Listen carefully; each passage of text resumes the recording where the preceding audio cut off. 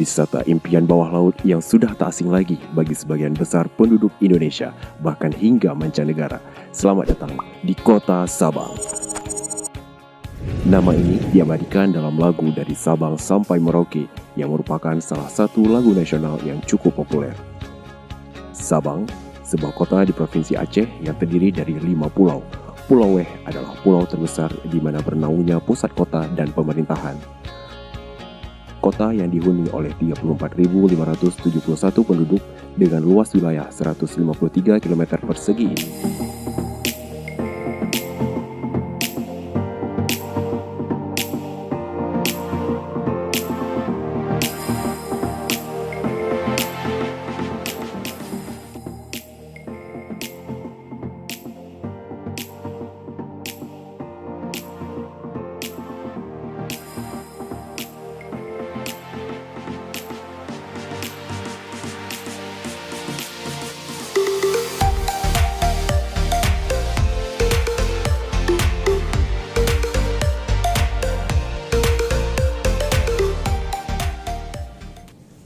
Assalamualaikum Bu. Waalaikumsalam warahmatullahi wabarakatuh. Silakan Ibu.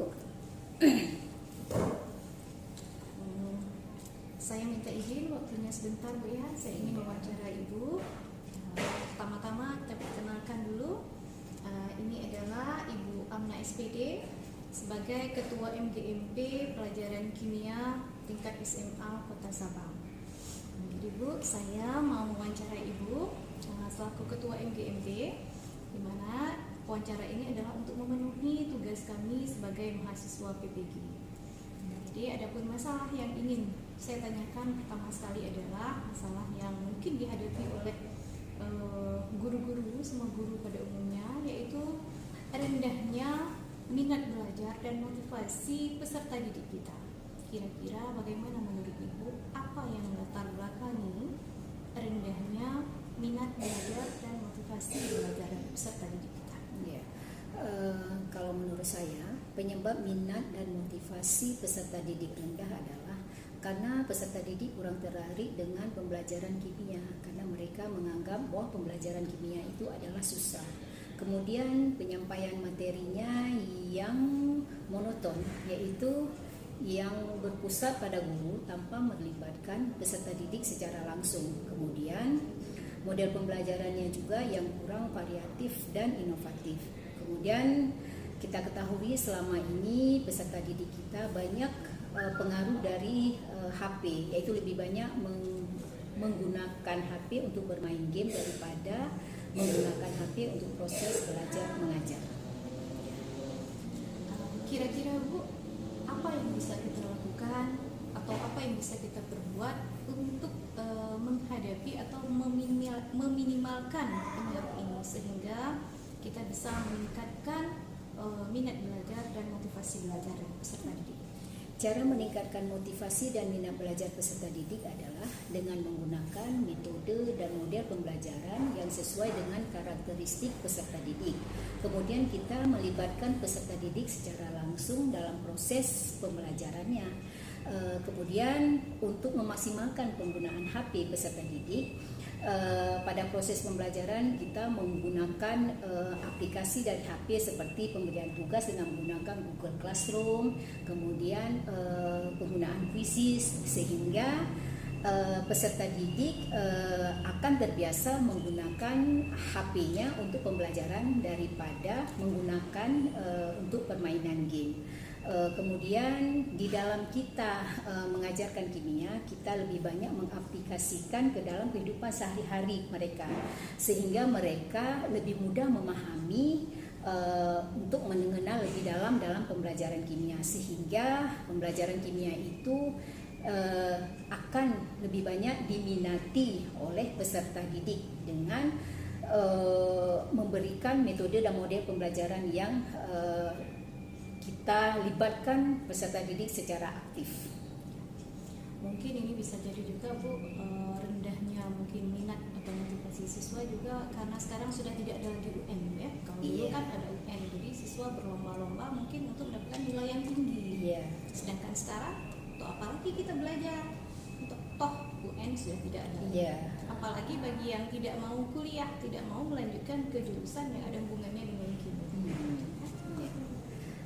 Kemudian sekarang pun siswa itu walaupun tidak ada UN, kita lebih banyak menggali kreativitas mereka atau berpikir kritis mereka di dalam numerasi dan di dalam literasi.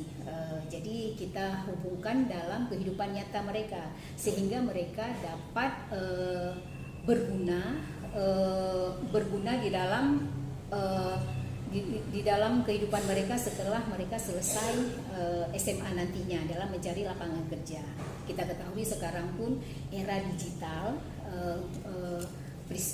peserta didik harus menghadapi tantangan ke depan yang lebih rumit lagi. Jadi dengan kita mengajarkan numerasi, literasi dan keadaan lingkungan kita, mungkin mereka lebih bisa menggali potensi-potensi yang ada di dalam diri mereka sendiri untuk kelangsungan hidup mereka.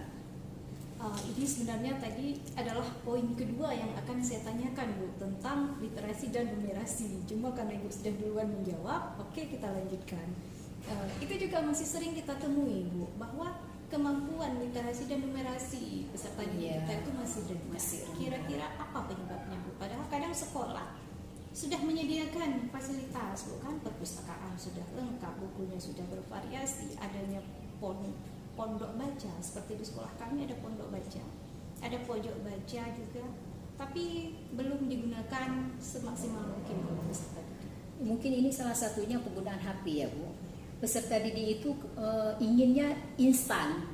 Jadi mereka malas membaca, langsung instan mereka dapatkan. Jika mereka ingin mencari sesuatu jawaban dari soal yang kita berikan, mereka langsung membuka Google, langsung ada jawabannya tanpa harus membaca terlebih dahulu. Jadi salah satunya adalah dengan mungkin untuk meningkatkan literasi itu dengan mengadakan lomba untuk ratu baca atau raja baca di dalam perpustakaan, mungkin salah satu itu. Jadi mereka akan termotivasi atau mereka akan terinspirasi mungkin dengan adanya hadiah ataupun dengan adanya perlombaan-perlombaan, dengan iming-iming hadiah, mungkin mereka lebih bersemangat untuk melakukan literasi di perpustakaan ataupun pojok-pojok baca yang sudah kita sediakan di setiap sekolah.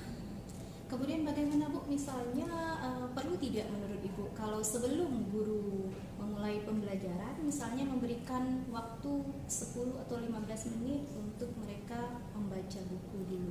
Saya sangat setuju kalau untuk membaca 15 menit sebelum pembelajarannya, itu akan mengasah mereka untuk menggali potensi yang ada pada mereka. Kalau bisa setelah mereka membaca itu kita mengambil intisarinya atau menyuruh peserta didik untuk bisa mempresentasikan di depan kelas apa yang sudah mereka baca selama 15 menit sebelum pembelajaran dimulai. Itu sangat bagus untuk menggali potensi mereka. Kemudian kalau untuk numerasi, Bu, kira-kira tadi baru mungkin literasi, kalau numerasi lebih ke angka-angkanya. Bagaimana, apakah Ibu pernah mengalami kesulitan, Bu, kepada siswa-siswa kita? Kita mengajarkan konsep kimia sudah tingkat tinggi, tapi mereka tidak bisa mengerjakan, padahal hanya karena kemampuan numerasinya yang rendah. Ya, itu ada juga terjadi di sebahagian siswa, tidak semua. Mereka dalam membagi, mengali itu ada juga kelemahan dari mereka. Jadi kadang-kadang kita membawa mereka dalam kehidupan sehari-hari. Misalnya kita menyuruh siswa berbelanja di kantin sekolah. Berapa harga jajanannya, berapa uang yang mereka bawa, berapa yang mereka beli dan berapa mereka kembali dari kantin. Jadi kita membuat suatu mengajarkan numerasi dengan melakukan tindakan nyata, ya? Iya, tindakan nyata langsung ke kantin sekolah. Jadi mereka jajan, mereka beli apa, kemudian kita tanyakan berapa pengembaliannya. Mungkin kalau di situ mereka cepat keringannya. Tapi kalau sudah mulai masuk ke dalam pembelajaran kimia hitung-hitung, mereka agak lambat. Jadi semuanya itu harus kita aplikasikan dalam kehidupan nyata mereka. Jadi dengan begitu mereka akan cepat teringat kalau sudah kita aplikasikan dalam kehidupan sehari-hari mereka. Kita masuk ke pertanyaan selanjutnya, Bu. Ya. Sekarang kita sebagai Ibu sebagai Ketua MGMP, pastinya Ibu tahu dan sudah mengamati selama ini bagaimana tentang guru-guru kimia, terutama tingkat SMA di Kota Sabang. Apakah menurut Ibu guru-guru ini sudah optimal dalam menjalankan pembelajaran yang sifatnya variatif dan inovatif? Bagaimana? Kalau menurut saya pembelajaran kimia sudah mengarah ke pembelajaran yang variatif. Namun tidak semua guru kimia yang telah melakukan pembelajaran yang variatif dan inovatif. Ada sebahagian yang sudah, ada sebahagian yang belum. Kira-kira Bu, bagi yang belum ini, bagi yang belum melaksanakan, kira-kira apa Bu penyebabnya yang menyebabkan belum terlaksananya? Atau mungkin belum optimal? Iya, mungkin begini. Sebahagian kita kan ada yang sudah merasa nyaman dengan pembelajaran yang telah kita lakukan sekarang. Jadi karena kita sudah merasa nyaman, jadi kita tidak berpindah kepada model pembelajaran yang lain. Ada juga sebahagian guru,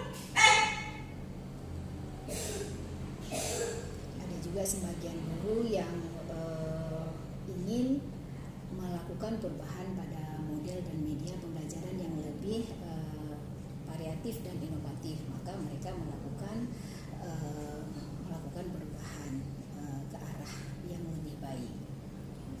Padahal seperti sekarang ini zaman yang serba modern, serba teknologi digital, kita sangat memerlukan ini, Bu, ya. Iya. Kadang-kadang kita guru lebih tertinggal daripada peserta didik. Peserta didik sudah lebih canggih dalam hal pemanfaatan IT ini. Iya. Sementara kita guru kadang malah ketinggalan. Jadi mau tidak mau sekarang guru harus melaksanakan pembelajaran yang berbasiskan IT.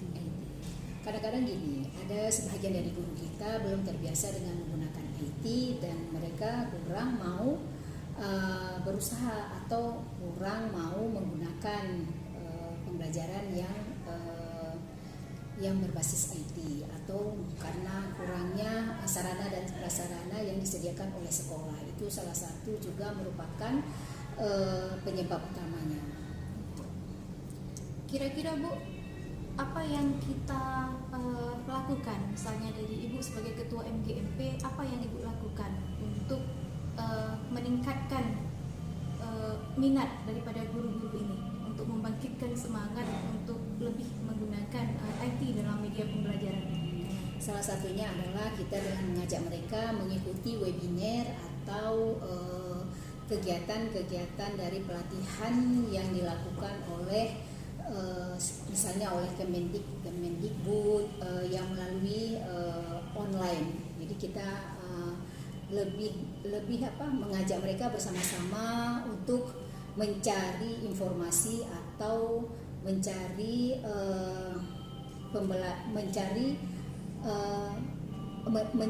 ilmu dengan mengikuti webinar atau mengikuti pelatihan-pelatihan yang diadakan. Kan sekarang banyak sekali webinar atau pelatihan secara online yang dilakukan oleh Kemendikbud. Jadi kita mengajak para guru-guru bersama-sama untuk mengikuti kegiatan tersebut. Paling tidak kita dapat meningkatkan pembelajaran pada peserta didik kita. Kemudian kita dalam kegiatan MGMP nanti kita juga bisa saling sharing, Bu, ya. Yeah. Saling sharing bagaimana misalnya dalam penggunaan IT, bagaimana cara memanfaatkan IT dalam media pembelajaran. Ya. Apakah itu sudah kita lakukan, Bu, di MGMP kita? Di MGMP sudah kita lakukan seperti itu, tapi kembali lagi kepada gurunya masing-masing. bagaimana cara guru itu meningkatkan kompetensi yang mereka miliki. MGMP kita tetap berjalan walaupun kita konsultasi atau melakukan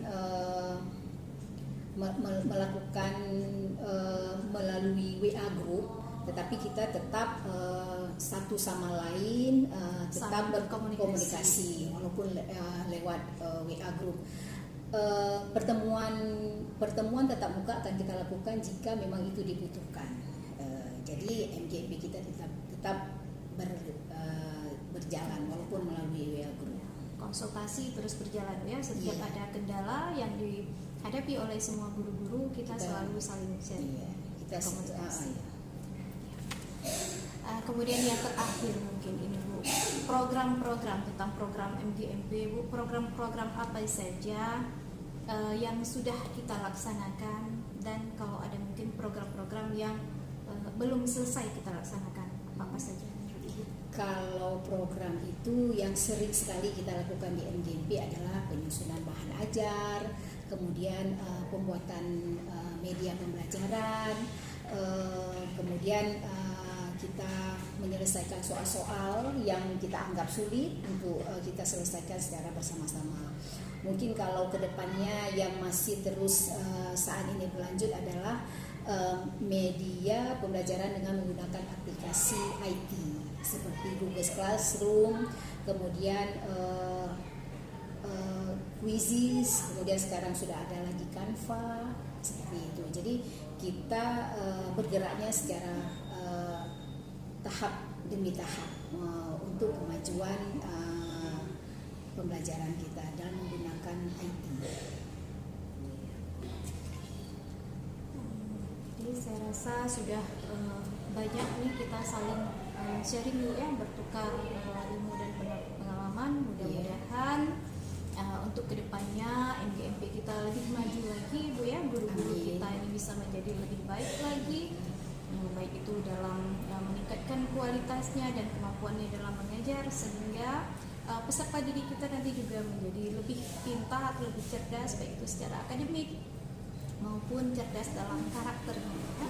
Sehingga peserta didik kita dapat sukses dalam kehidupannya, baik itu kehidupan dalam keluarga dan bermasyarakat, berbangsa dan bernegara. Jadi terima kasih banyak Bu, saya sudah banyak sharing dengan Ibu. Mudah-mudahan ini ada manfaatnya bagi kita semua, terutama bagi saya sendiri dan bagi MGMP Kimia kita khususnya. Saya juga minta maaf Bu, karena ini memang wawancaranya dadakan sehingga tidak sempat mempersiapkan, sehingga Ibu juga baru saya kabari tidak sempat mempersiapkan. Terima kasih banyak Bu, mudah-mudahan kita dapat bertemu di lain waktu. Iya, terima kasih banyak Bu. Assalamualaikum warahmatullahi wabarakatuh.